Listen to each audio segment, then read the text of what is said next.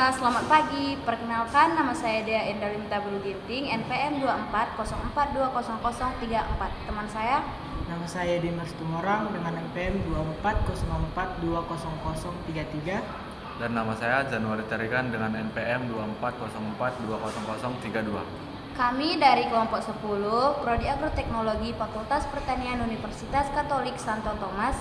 Pada video kali ini, kami akan menjelaskan tentang dinamika fluida. Pada materi kali ini kami akan membawakan tentang dinamika fluida, di mana dinamika fluida adalah subdisiplin dari mekanika fluida yang mempelajari fluida bergerak, fluida terutama cairan dan gas. Penyelesaian dari masalah dinamika fluida biasanya melibatkan perhitungan banyak properti dari fluida, seperti kecepatan, tekanan, kepadatan, dan suhu, sebagai fungsi ruang dan waktu. Disiplin ini memiliki beberapa subdisiplin, termasuk hidrodinamika atau penelitian gas dan hidrodinamika atau penelitian cairan. Dinamika fluida memiliki aplikasi yang luas. Contohnya, ia digunakan dalam menghitung gaya dan momen pada pesawat, massa flow rate dan petroleum dalam jalur pipa, dan perkiraan pola cuaca, dan bahkan teknik lalu lintas, di mana lalu lintas diperlakukan sebagai fluid yang berkelanjutan. Dinamika fluida menawarkan struktur matematika yang membawa disiplin praktis tersebut, yang juga seringkali memerlukan hukum empirik dan semi-empirik yang diturunkan dari pengukuran arus dan menyelesaikan masalah praktikal. Berikutnya kita masuk dalam statistika fluida. Statistika fluida kadang disebut juga hidrosistika, adalah cabang ilmu yang mempelajari fluida dalam keadaan diam dan merupakan subbidang kajian mekanika fluida. Istilah ini biasanya merujuk pada penerapan matematika pada subjek tersebut. Statistika fluida mencakup kajian kondisi fluida dalam keadaan keseimbangan yang stabil. Penggunaan fluida untuk melakukan kerja disebut hidroksilida, dan ilmu mengenai fluida dalam keadaan bergerak disebut sebagai dinamika fluida. Selanjutnya, kita akan masuk kepada tekanan statik di dalam fluida. Karena sifatnya yang tidak dapat dengan mudah dimanfaatkan, fluida dapat menghasilkan tekanan normal pada semua permukaan yang berkontrak dengannya. Pada keadaan diam atau statik, tekanan tersebut bersifat isotropik, yaitu bekerja dengan besar yang sama ke segala arah. Karakteristik ini membuat fluida dapat mentransmisikan gaya sepanjang sebuah pipa atau tabung, yaitu jika sebuah gaya diberlakukan pada fluida dalam sebuah pipa, maka gaya tersebut akan ditransmisikan hingga ujung pipa. Jika terdapat gaya lawan di ujung pipa yang besarnya tidak sama dengan gaya yang ditransmisikan, maka fluida akan bergerak dalam arah yang sesuai dengan arah gaya resultan. Konsepnya pertama kali diformulasikan dalam bentuk yang agak luas oleh matematikawan dan filsuf Prancis Blaise Pascal pada 1647 yang kemudian dikenal sebagai hukum Pascal. Hukum ini mempunyai banyak aplikasi penting dalam hidrolika. Galileo Galilei juga adalah bapak besar dalam hidrostatika. Hukum Archimedes. Hukum Archimedes mengatakan bahwa sebuah benda yang tercelup sebagian atau seluruhnya ke dalam zat cair akan mengalami gaya ke atas yang besarnya sama dengan berat zat cair yang dipindahkannya. Besarnya gaya ke atas menurut Archimedes dirumuskan menjadi Fa sama dengan M atau fluida dikali G, di mana kita tahu bahwa massa jenis sama dengan massa dibagi volume. Otomatis kita bisa menggantikan massa fluida di rumus tersebut menjadi massa jenis fluida dikali volume, sehingga Fa sama dengan P dikali G dikali V. Berdasarkan hukum Archimedes, sebuah benda yang tercelup ke dalam zat cair akan mengalami dua gaya, yaitu gaya berat atau W dan gaya ke atas atau Fa dari zat cair itu. Dalam hal ini, ada 3 peristiwa yang berkaitan dengan besarnya kedua gaya tersebut, yaitu seperti berikut. 1. Tenggelam. 2. Melayang. 3. Terapung. Berikut ya kita sampai pada materi mengapung, tenggelam, dan melayang. Suatu benda mengapung, tenggelam, atau melayang hanya ditentukan oleh massa jenis, rata-rata benda, dan massa zat cair. Jika massa jenis rata-rata benda lebih kecil daripada massa benda zat cair, benda mengapung di permukaan zat cair. Jika massa jenis rata-rata benda lebih besar daripada massa jenis zat cair, benda tenggelam di dasar wadah zat cair. Jika massa jenis rata-rata benda sama dengan massa jenis zat cair, benda melayang dalam zat cair di antara permukaan dan dasar wadah. Berikut adalah syarat mengapung. PD sama dengan rata-rata atau lebih besar lebih kecil dari PF. W sama dengan FA. Keterangan PD sama dengan massa jenis benda, PF sama dengan massa jenis fluida, W sama dengan berat benda, FA sama adalah syarat tenggelam. PD sama dengan rata-rata atau lebih besar dari PF. W lebih besar daripada FA. Keterangan PD sama dengan massa jenis benda, PF sama dengan massa jenis fluida, W sama dengan berat benda, FA sama dengan gaya apung. Berikut adalah syarat melayang. W sama dengan FA. Keterangan PD sama dengan massa jenis benda, PF sama dengan massa jenis fluida, W sama dengan berat benda, FA sama dengan gaya apung.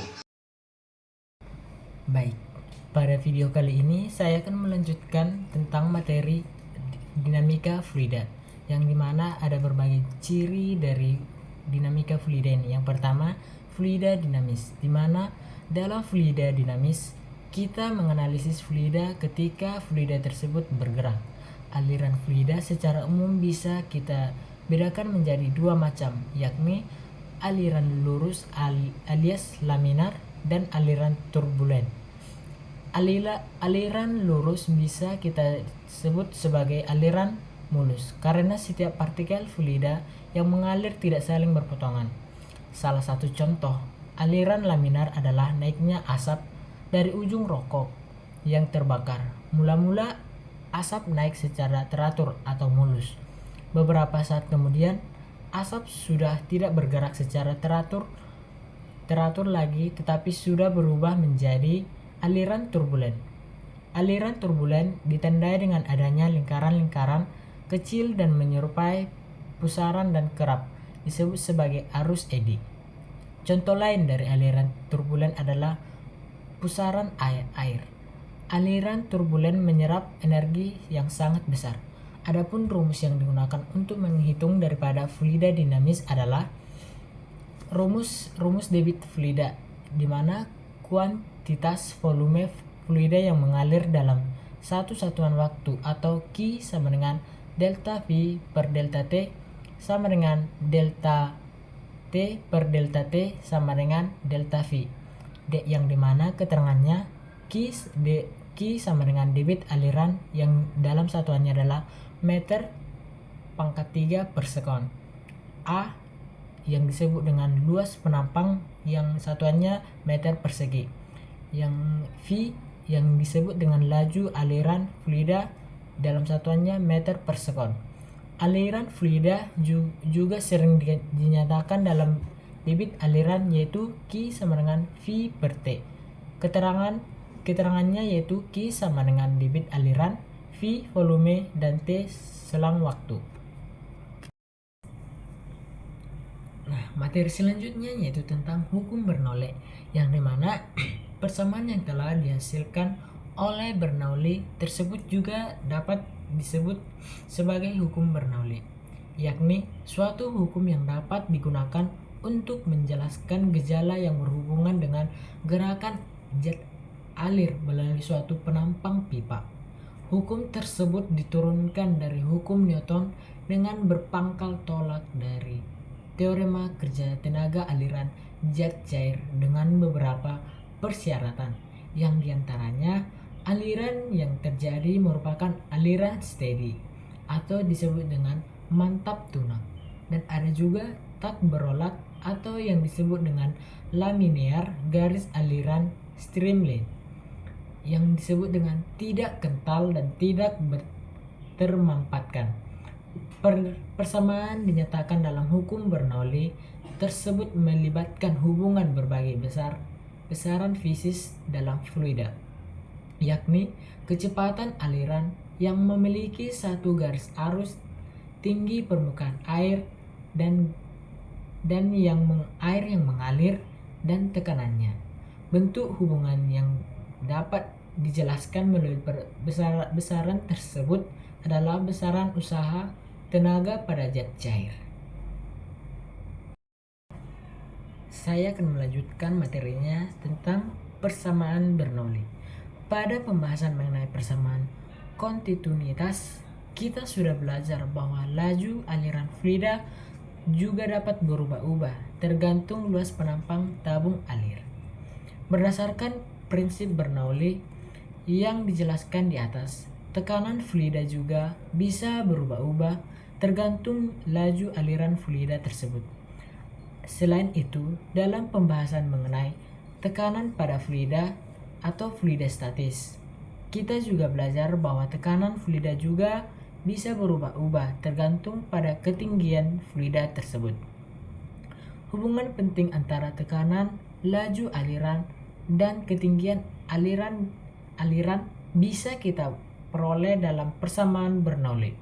Persamaan Bernoulli ini sangat penting karena bisa digunakan untuk menganalisis penerbangan pesawat, pembangkit listrik tenaga air, sistem perpipaan, dan lain sebagainya.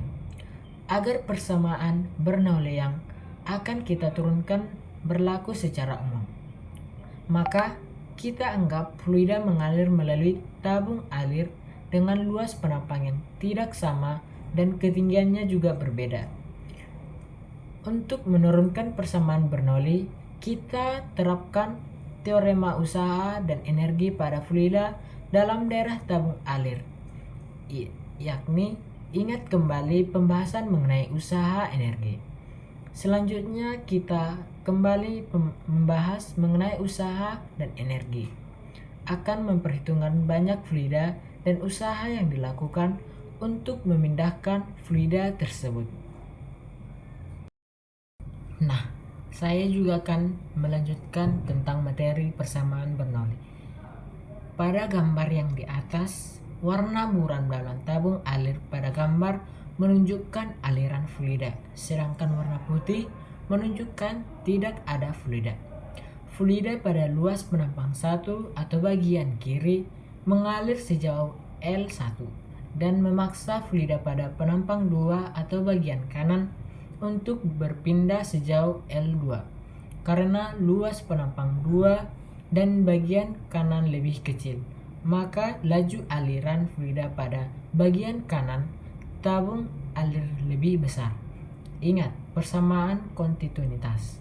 Hal ini menyebabkan perbedaan tekanan antara penampang 2 atau bagian kanan tabung alir dan penampang 1 bagian kiri tabung alir. Ingat persamaan Bernoulli. Sekian video dari kami. Jika ada kesalahan mohon dimaafkan. Terima kasih.